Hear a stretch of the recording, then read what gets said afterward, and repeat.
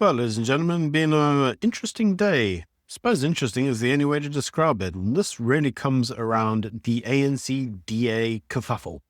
Has the DA left the GNU? Has the ANC divorced them yet and thrown them out the GNU? Well, actually, the answer to this is not as straightforward as you might think.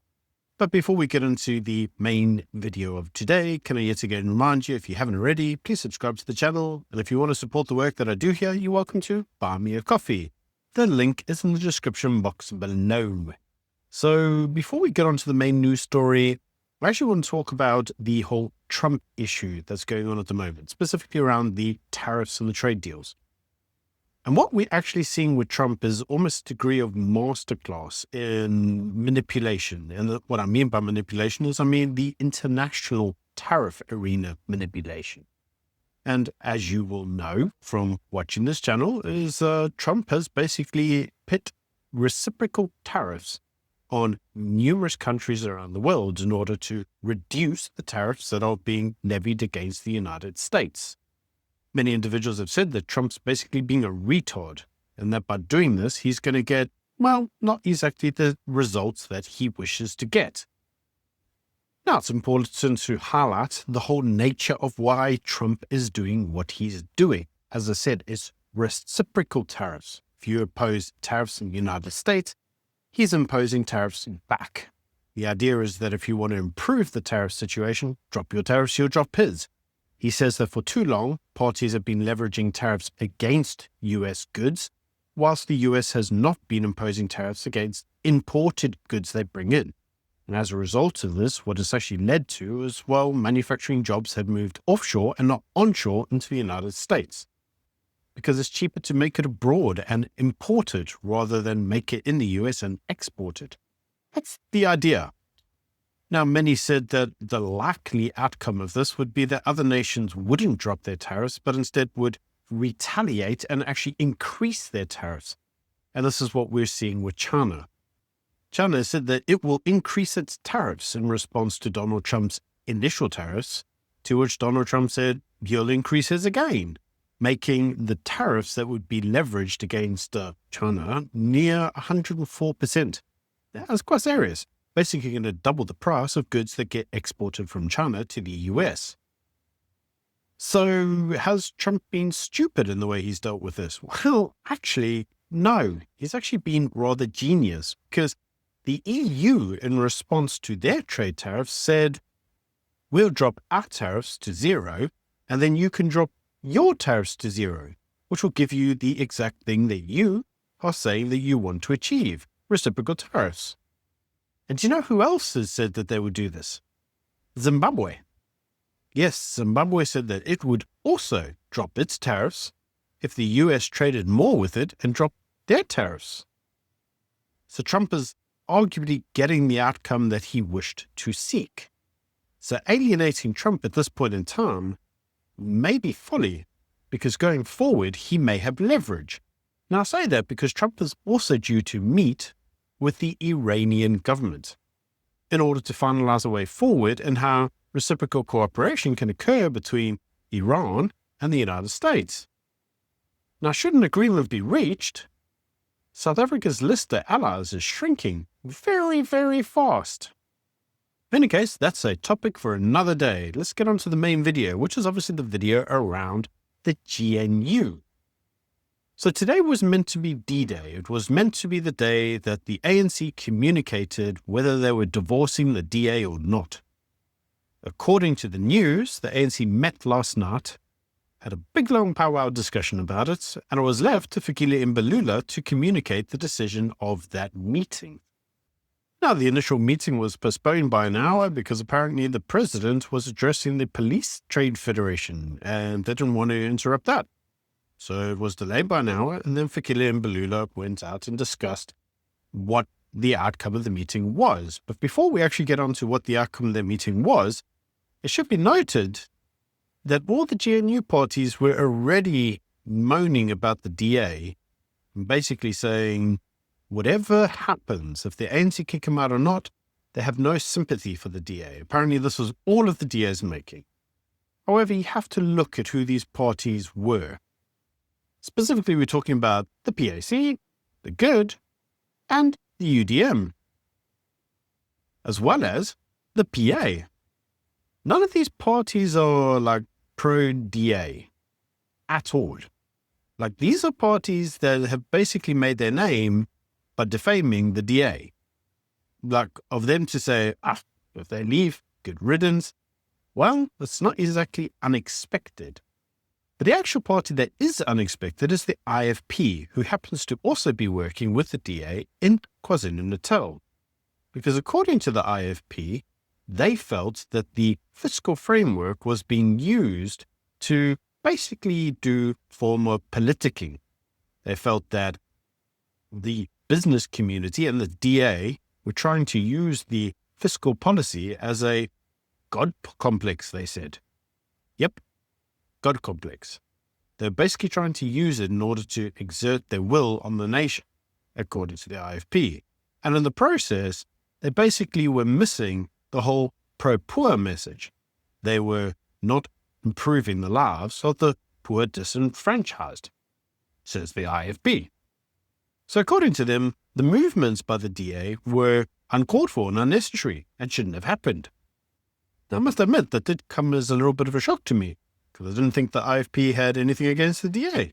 In fact, they've been working together very well, which shows you that at a local level, the parties can get on, or not, as the case may be in Gauteng, but at a national level, you're dealing with a completely different kettle of fish. So what was the outcome of the NWC meeting, the National Working Committee's meeting of the ANC?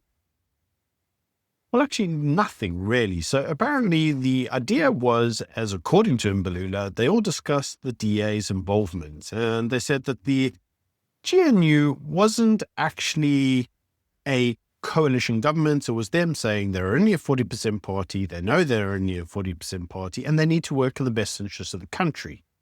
That's actually really important to understand. He says they knew they had to work in the best interest of the country.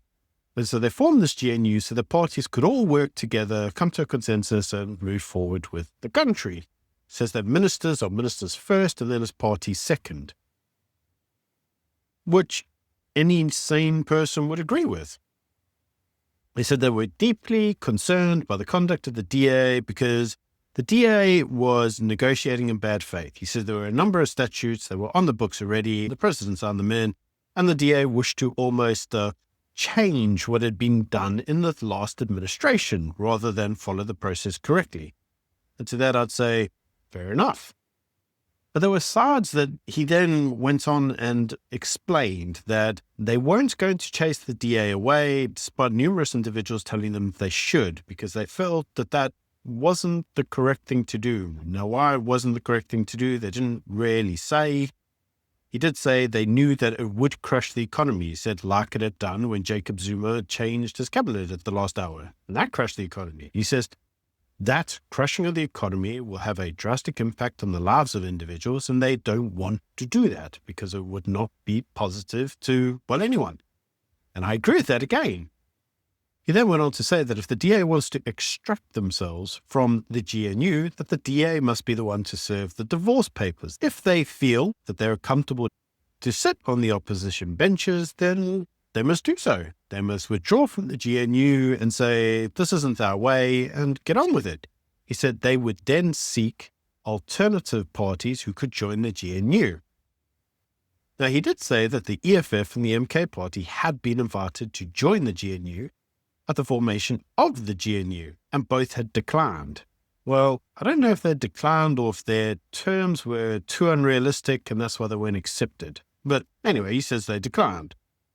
And he says that they would now negotiate with all parties who were willing to join the GNU, which was an allusion to him saying that they would potentially approach Action SA and BOSA with the view of getting them to join the GNU. However, Action SA has been rather vocal about this whole thing and said that they would not be joining the GNU because basically they were hoodwinked by the whole 0.5% VAT increase. According to Action SA, when they voted for the budget, they voted not to have a VAT increase. And Mbalula acknowledges that every GNU party didn't want a VAT increase. He says they all knew it. But he did say they need to find the money, and where else are they going to get it from? Action SA then further went on to say that basically they would only join the GNU if the VAT increase was scrapped. But you see, they've already voted for it, so you're already getting it. Because according to Action SA, they were hoodwinked. According to Mbalula, they all knew very well what they were signing up to. And so they can't claim they were hoodwinked. He said everybody knew we were going to do this. Nobody wanted it, but we had to do it anyway. Interestingly enough, as a side note, Mbalula also did say that, many parties are saying, oh, wow, ANC is just a socialist party. And he said, no, they're not.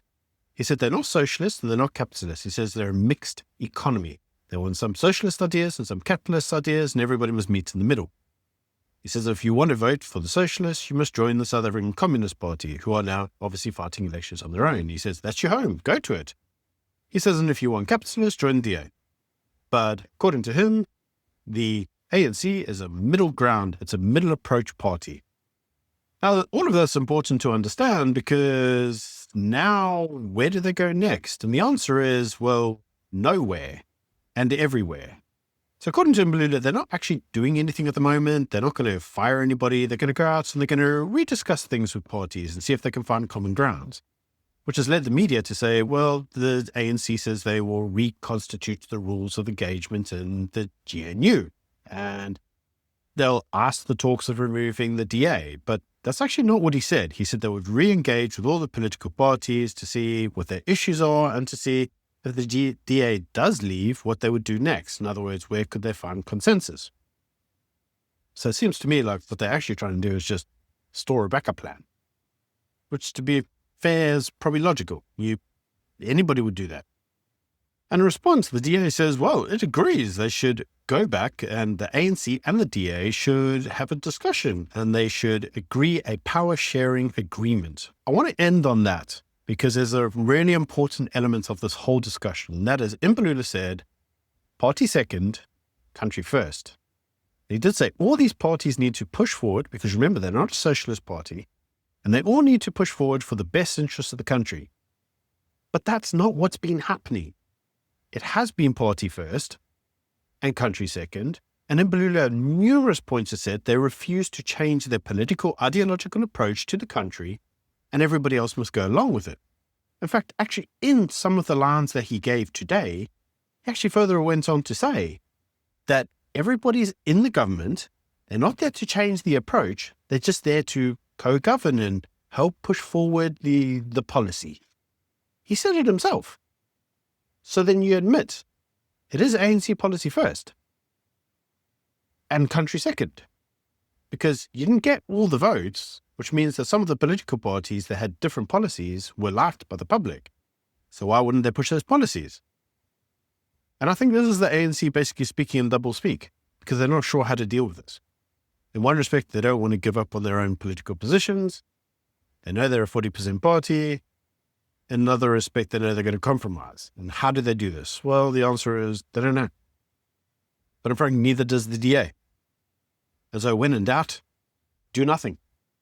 It's the old saying. And unfortunately, that's what both parties are doing. They're doing nothing. Apparently, according to my sources, the ANC want to have a chat with the DA. They're going to have a chat. They're going to see where to go from here.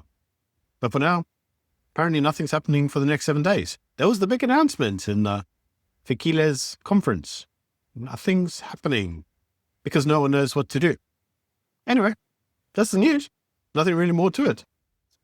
Let me know what you think in the comment section below. Until tomorrow, bye.